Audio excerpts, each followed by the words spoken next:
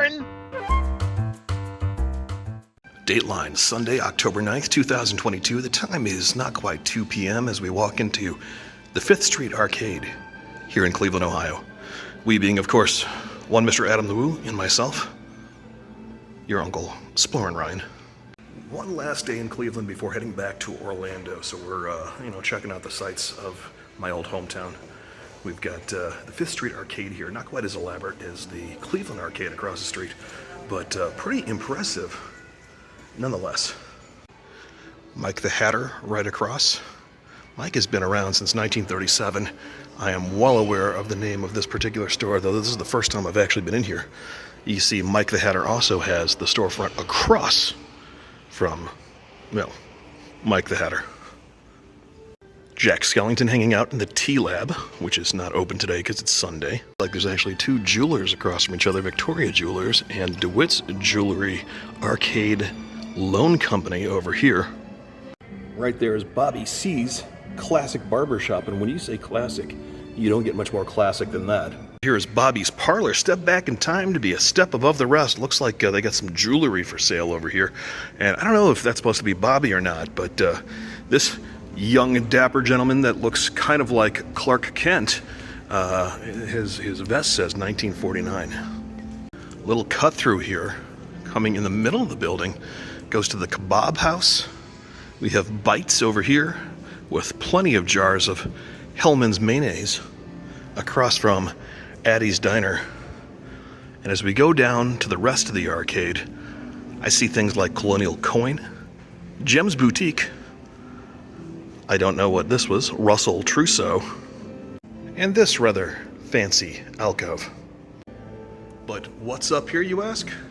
A hotel, Residence Inn, downtown Cleveland, Ohio. You can't have an arcade, apparently, in Cleveland without having some sort of arcade hotel just on the Residence Inn. Oh, and by the way, I'm being rude. Joining me today, Adam the Woo. First time visiting the arcade on 5th Street in Cleveland. Yeah, the other one's right across the street. It's a little bit more elaborate, but this one seems to be a little more Open. populated and open, wouldn't you say? There's nothing on the second floor that I can tell, but everything on the first floor looks to be kind of open, if it wasn't Sunday. I think the second floor may just be for the Residence Inn. I could be wrong about that. Oh, by the way, I'm being rude. Join us, if you will, as today we do just a little Splorin.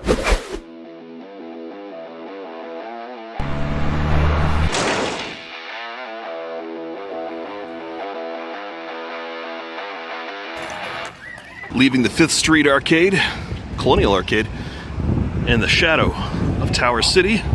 It is a beautiful building. Obviously been here for a while. That is a much larger hotel than I realized it was. Oh, I'm being rude, of course. We're on Huron, and we're not really here to see the arcade today. We're here to explore just a little history. DNA Level C. But if you read that backwards, you're in Cleveland. Actually used to play with a band called DNA Level C. It's the only reason I know that.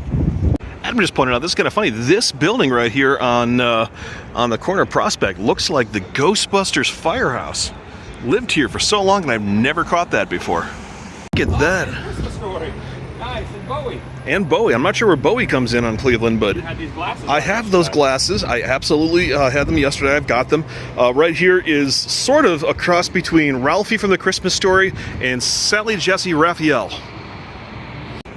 The Goodyear Company is actually from the region Akron, which is only, I don't know, 45-ish minutes south of here. So we get Goodyear Blimp coming up for a lot of Browns games and other events. Not an unusual sight here. Here's where you go to get your butt kicked and your wallet stolen. As we speak, we're actually heading down this road right here, which is East 9th Street. That is an interesting look right there. East 9th Street. We're heading down to the Erie Street Cemetery. Go Browns! Go Brownies! Go Browns!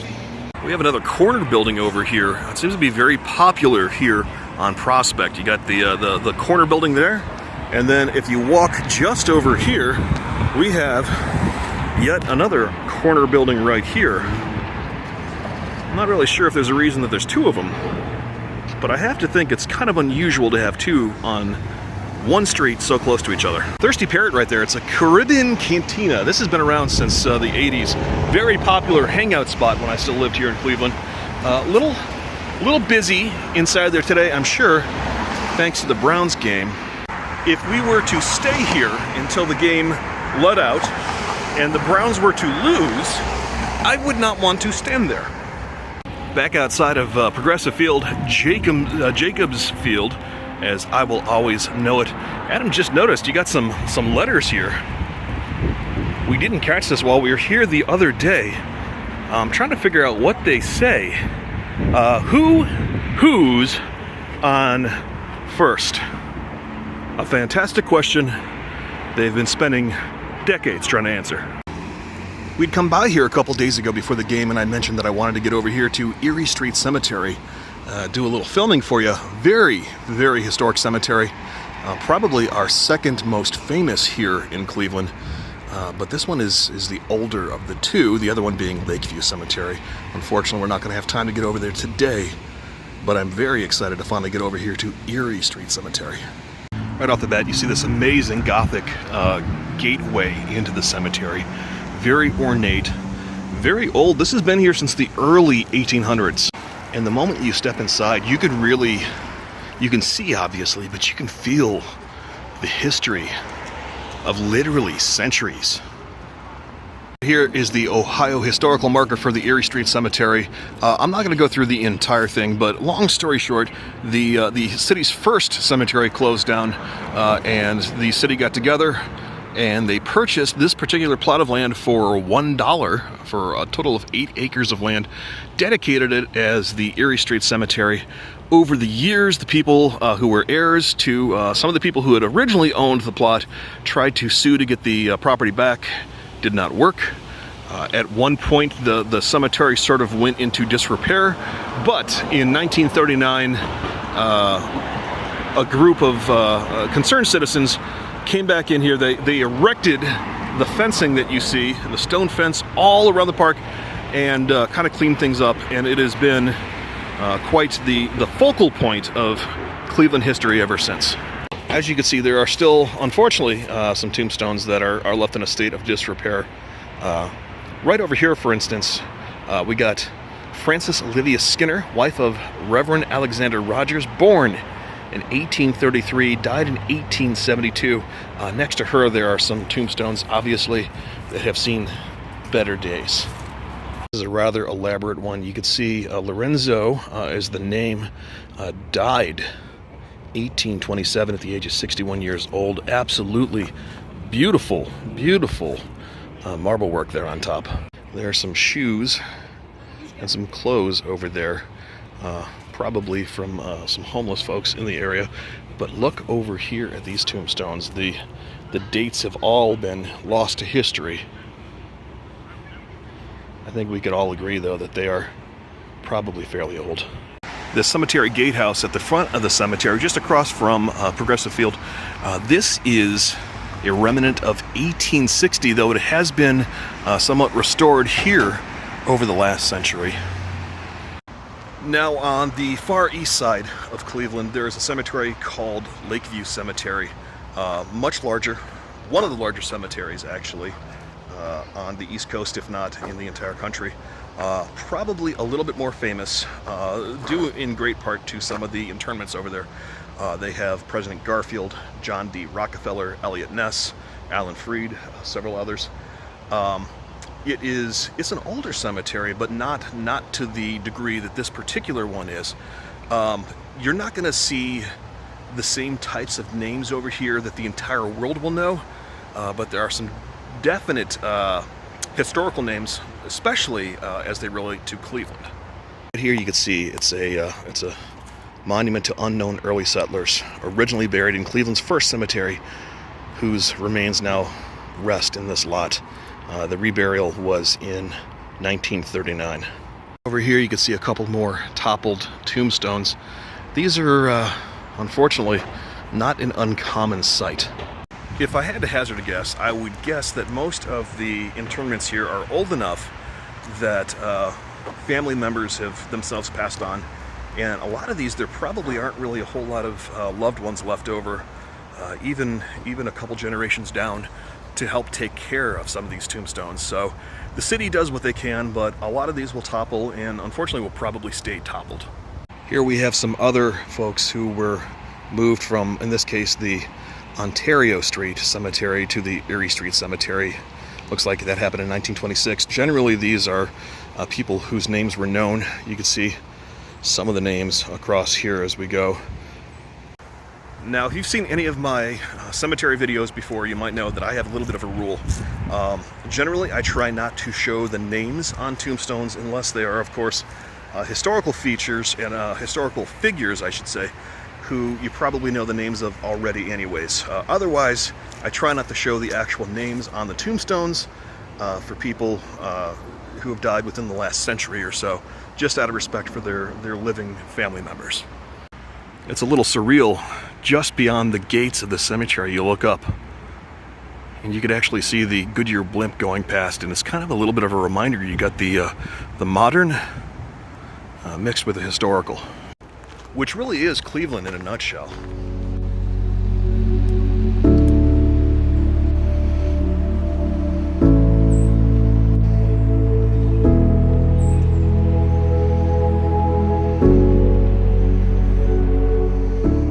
Probably the most famous burial in this particular cemetery is that of Jocko Sod. This was the Walking Bear, a distinguished Sauk chief, lived from 1810 to 1844. You can see a large number of feathers and stones on top of Jocko Sod's final resting place. Actually, I believe right over here is the actual grave for Jocko Sod.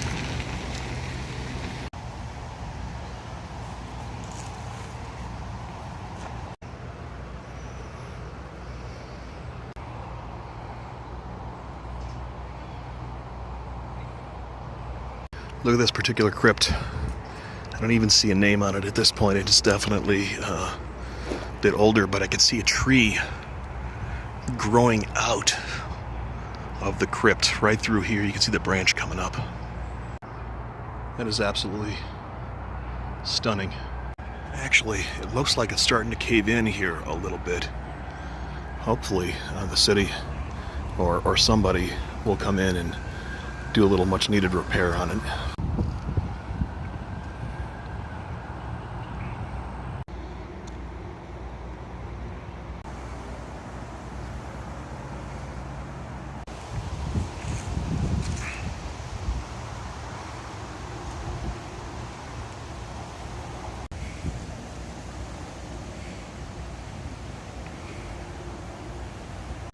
Coming back out of Erie Street Cemetery, it drops us off here, again alongside Prospect, going into Playhouse Square, which is, by the way, the second largest theater district in the country, or at least on this side of the Mississippi, outside of New York. Cleveland is nothing if not eccentric. Playhouse Square, as I mentioned, just down here. The first theater, the Hannah Theater, the Great Lakes Theater, is right here. This is one of the smaller theaters, actually. They generally are going to pick up things that are more off-Broadway, smaller shows, more regional. Looks like they got Little Shop of Horrors coming up over there in the not-too-distant future.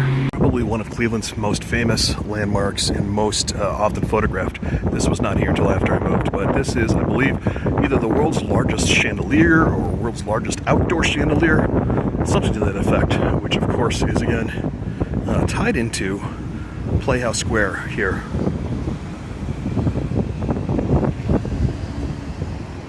Going a little bit further down into Playhouse Square, over here you see the Allen Theater. It looks like they've got Les Mis going right now, Les Miserables. The Allen Theater, last I was here, had a very long engagement with Forever Plaid. I don't believe it was the bigger of the theaters. Now, I could be entirely wrong. The Les Mis sign above the Allen would tell me that that's where it is, but I would actually think it would be closer over here, where there's also a sign at the Ohio Theater. You see the Ohio the State and the Palace theaters were much larger than the Allen Theater. And for all of my fellow fans of cool electric signs, you don't get much cooler than that. Enjoying a delicious coffee right now as I walk a little bit further. The theaters here, I've seen Les Mis here way back when. I've seen Phantom of the Opera. Let's see, Jesus Christ Superstar. At Christmas time, the Nutcracker, that was always big. We always got the Russian ballet would come into town back in the day and do the Nutcracker, which was kind of a big deal because the Russian ballet were like the official Nutcracker group. Been a while. I don't know if they're still coming here or not. It is kind of cool that both the Ohio and the State have their lights on right now. I'm trying to figure out if is it the Ohio Theater, the State Theater, the Palace Theater, or all the way down here at the Allen Theater that has Les Mis. Normally I would say either Ohio or Palace. And just past Playhouse Square, you get into the CSU area, Cleveland State University. Way back when, I spent a lot of time over here, not only for the school, but there were a couple of really cool music clubs, including the world-famous Peabody's Down Under. Played there quite a few times. That was down in this district. I'd show it to you, but unfortunately it was bulldozed a couple of years ago. Fell into disrepair after a new owner bought it, and well, I don't know the story. I just know it's not there anymore. It kind of looks like over here at the Palace Theater they might be getting ready to do Cats. So let's take the Palace Theater out of the running for Les Mis. This is kind of cool. This was not here before. This is Corbo's Bakery. Corbo's Bakery is actually very famous in Cleveland for their original location, which was in Little Italy. This is where you'd go to get your cannolis, your fresh donuts, pastries, things like that. It's kind of cool. It's downtown now. It used to be you have to go out to Little Italy, which is definitely a little bit of a hike from here. This right here is the world famous Cleveland cabbage. You could actually find it here on the streets of Cleveland, and you're allowed to just eat it as you come up. And remember, if you eat the cabbage and make yourself sick, that's your own damn fault.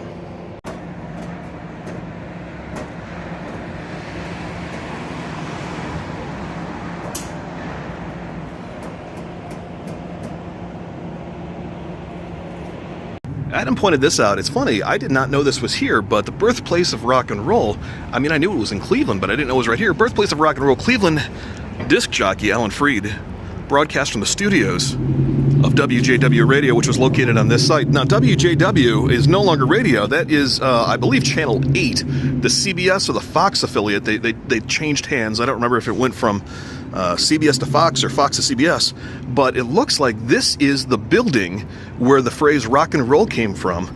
Alan Freed, right here until some of the later, more dubious years of his life, was huge in Cleveland. Took a little bit of a hike and we ended over here on the other side of the Jake or Progressive Field or whatever you want to call it. You got a little advertisement for the Cleveland Metro Parks, which are one of the biggest park systems, the biggest metropolitan park systems in the country.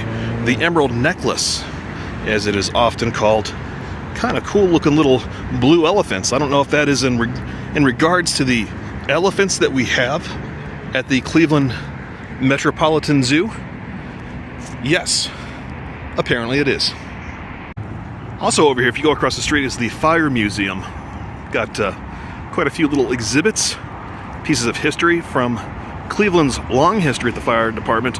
We're not going to be going in there today. It is a Sunday. I don't even believe they are open, but it is definitely worth showing it to you from the outside. Beautiful architecture right here next to the Hope Memorial Bridge. Growing up in Cleveland, spent a lot of time down there. That is what we call the Flats. The Flats was a huge entertainment district in Cleveland, probably the biggest in the 70s, the 80s, the 90s, and then the 2000s came about and kind of fell apart. There was a lot of crime in the area. It just got a little out of control, a lot of drinking, a lot of underage drinking, a lot of fighting, things like that. And in the, I want to say the very early 2000s, there were a lot of fights and a lot of people who got drunk and passed out and fell into the river. And in one summer, a whole bunch of people died in that river. So they kind of shut everything down. You can see now, it doesn't really look like an entertainment district, but it is still quite beautiful. There goes the Goodyear blimp again. This was all Irish town, by the way. They brought a lot of Irish immigrants over here to work in the steel plants back in the turn of the century, and this was all very Irish.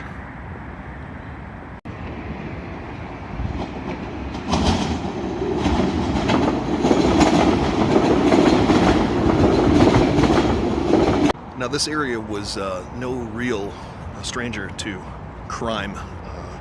Actually, down behind me is the area that the torso murderer of Cleveland, sort of a little bit of a, for lack of a better word, Jack the Ripper of the United States. The torso murderer would come out to the different ends of the flats and murder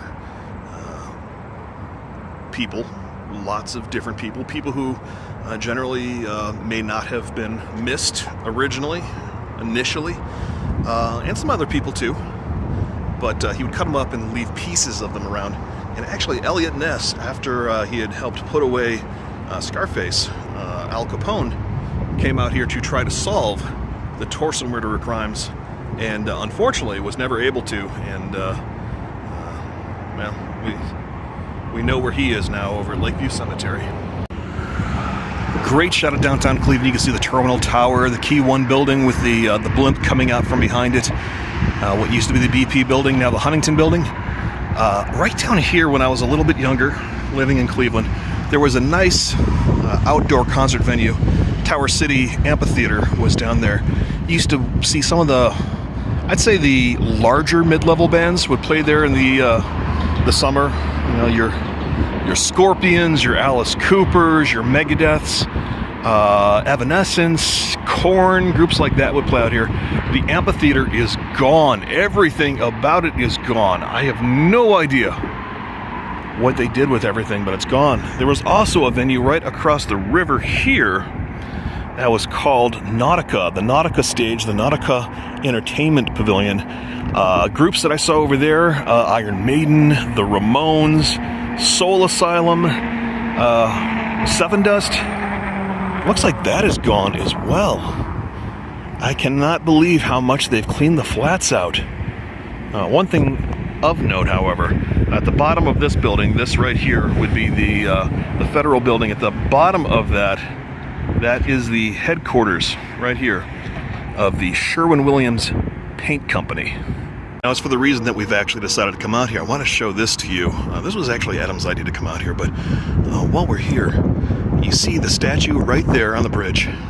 There's another statue right over here. These are the Guardians of Transportation that the Cleveland Guardians are named after. And you can see they're guarding the bridge, they're guarding the city, guarding people who are traveling from whatever unseen forces may stand in their way of their destination. And so from Cleveland, probably for the last time for a little bit of a while, I think that's going to do it. What do you think of the Guardians? Are they...